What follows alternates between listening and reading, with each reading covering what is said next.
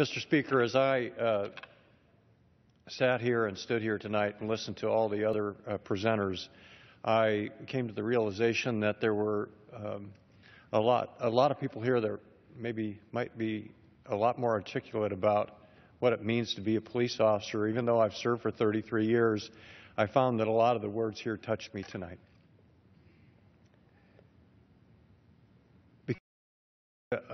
It brings back memories of good friends.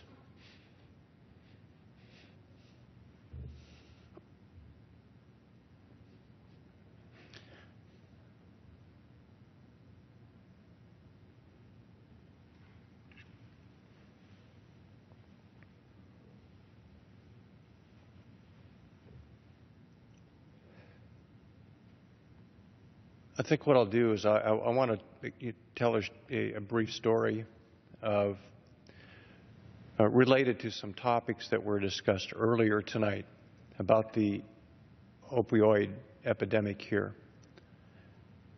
And yes, we're concerned about the people who are addicted. We're concerned, and rightly so, about the families who are trying to deal with that addiction and the danger that it presents to the person addicted, the danger it presents to the family, the tragedy it presents to that family and the addicted individual, and the community in entirety. But sometimes we forget to include the police officer in that group of people that are endangered by this epidemic that's gripped our nation. They are the first people there. They're the first ones called to a scene where someone might be acting up as a result of being addicted to heroin or some other drug. I can remember a night. I just want to share this short story so that, Mr. Speaker, you can understand. This is something that happens to police officers across this country every day of the year. I was with a team of officers who were assigned to serve a search warrant, a drug search warrant, on an apartment. We were all assigned a room to go to. I kicked in the door and I went to the right to a small bathroom. When I entered that door, went into the bathroom, there was a young man in the bathroom with a rubber band around his arm and the needle injected in his arm. His eyes were glazed over, and he was standing above the toilet. He saw me come in with my badge over my heart and my gun in my hand, and I said, "Raise your hands above your head and drop to your knees." He raised his hands, but he didn't go to his knees. He stood there and stared at me for a short time, and eventually his right hand moved to the right behind a half wall and came out with a gun. Now, at that moment, I had to make a decision. Every police officer across this nation has to make a decision, a split-second decision. Do I shoot? Is my life in danger? Am I going home to my family? Am I not going home to my family? Is this the time? Those things go through your mind in a millisecond. In a snap of a finger, you've got to make a decision. Well, something told me I could talk to this young man. And so I continued to talk and finally got him. He leaned back and he dropped the gun in the toilet, fell to his knees, and we handcuffed him and took him to jail. But I share that story to just emphasize the fact that police officers are going through these dangerous situations every day and having to make those decisions. And then, Mr. Speaker, every day after that, they second-guess themselves if they've decided to pull the trigger, and then the community will continue to second-guess. And yes, we need to be questioned.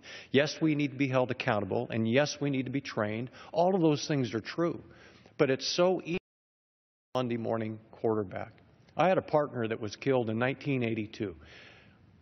We were tracking down a murder suspect. And in the process of that, my partner was ambushed and shot in the chest and killed. He had 5 sons. They're all grown men now. They grew up without their father.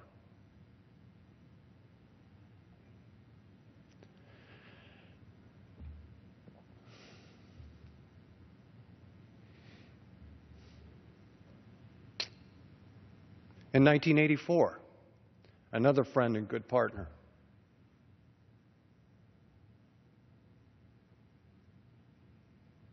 was stabbed with a World War II sword and killed. Just a few years before that, his name was Michael Rayburn. My partner's name, Sam Hicks. But just a few years before that, Mike Rayburn saved my life. I was directing traffic in the middle of the night at 2 o'clock in the morning on Pacific Highway South, just south of Seattle. Pretty major accident. I had my back turned to the ditch behind me, and Deputy Rayburn drove up, and just at the moment he drove up, somebody jumped out of the ditch, had a knife in his hand, was running across the street, the lanes of traffic, to bury that knife in my back. Mike Rayburn was there just in the nick of time and tackled that man who was about to stab me. And 2 years later, Mike Rayburn was dead. And his kids grew up without their father. I'm here tonight to honor them.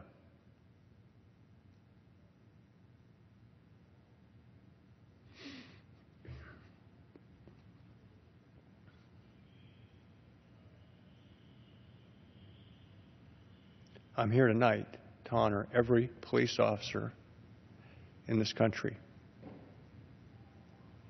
And I'm here tonight, Mr. Speaker, to ask people across the nation to go say thank you to the police officers that protect their community, protect their children, protect their homes each and every day. And I'll be there on Sunday at the memorial in front of the Capitol to be with those families. I've held the widows in my arms as the sheriff. I've held the children and cried.